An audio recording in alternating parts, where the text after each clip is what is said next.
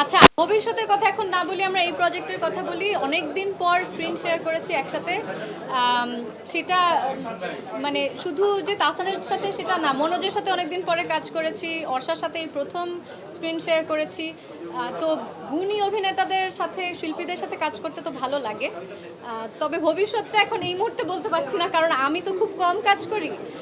তো আমি এখনও যাই এই প্রজেক্টের পরে নেক্সট প্রজেক্ট কি আমি সেটাই জানি। আমি ওভারঅল কাজ করাটাই, আমি এত কম কাজ করি যে আমি কাজ করাটাই মিস করি না। অভিনয়টা ভালোবাসার জায়গা থেকে করি, আর কম কাজ করি আমার মনে হয় সেই জন্যই মনোযোগ দিতে পারি কাজে।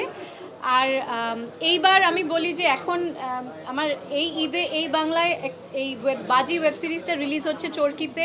ওপার বাংলাতে আমার আরেকটা কাজ, একটা সিনেমা রিলিজ হবে এক সপ্তাহের মধ্যেই। তো এইরকম বছরে একটা দুটো কাজ করে যদি দর্শকরা ভালোবাসা দেয় তাহলে আমার বেশি কাজ করার দরকার কি। আর যিনি আমি কলকাতা থেকেও খুব ভালো ফিডব্যাক অলরেডি পাচ্ছি, মানে এখনও তো ট্রেইলারই কেউ দেখেনি, শুধু পোস্টার দেখেই অনেকে প্রশ্ন করছে যে এটা কি হচ্ছে, ক্রিকেট নিয়ে কি হচ্ছে, কারণ ওখানেও ক্রিকেট ভক্ত আছে অনেক। চরকির সাথে এটা আমার তৃতীয় কাজ। আর চরকি তো আমাদের দেশের জন্য খুব ভালো ভালো কন্টেন্ট প্রডিউস করছে। তো যখন আমাকে রিচ আউট করা হয় এই কাজটার জন্যে, আমাকে বলা হয় যে এটা একটা ক্রিকেট নিয়ে একটা গল্প। তো সেটা প্রথমে একটা মানে পয়েন্ট অফ ইন্টারেস্ট ছিল যে ক্রিকেট নিয়ে কোনো ওয়েব সিরিজ এর আগে হয়নি। আর আমার চরিত্রটা হচ্ছে একটা সাংবাদিকের চরিত্র।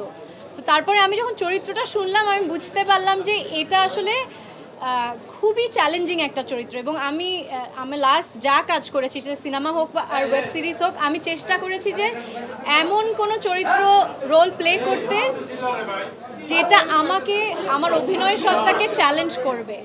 তো আমার মনে হয় যে আমি যে চরিত্রটা, আমার চরিত্রের নাম জিনিয়া একজন ক্রিকেট জার্নালিস্ট, কিন্তু বিভিন্ন ধরনের এই বাজি রিলেটেড ইস্যুতে জিনিয়া অনেক ধরনের কি বলবো, ওকে অনেকগুলো লেয়ার প্লে করতে হয়েছে। শুধুমাত্র একজন ক্রিকেট জার্নালিস্ট না, তার ব্যক্তিগত জীবনের কিছু ইস্যু ছিল, তার প্রফেশনাল জীবনের কিছু ইস্যু ছিল। তো সেইগুলো আমার মনে হয় যে আমাকে ভীষণ চ্যালেঞ্জ করেছে। আমার কাছে চরিত্রটা খুব ভালো লেগেছে। আর আরও অনেক গুণী অভিনেতা অভিনেত্রীরা এখানে কাজ করেছে, সব মিলিয়ে আমি রাজি হয়েছি কাজটা।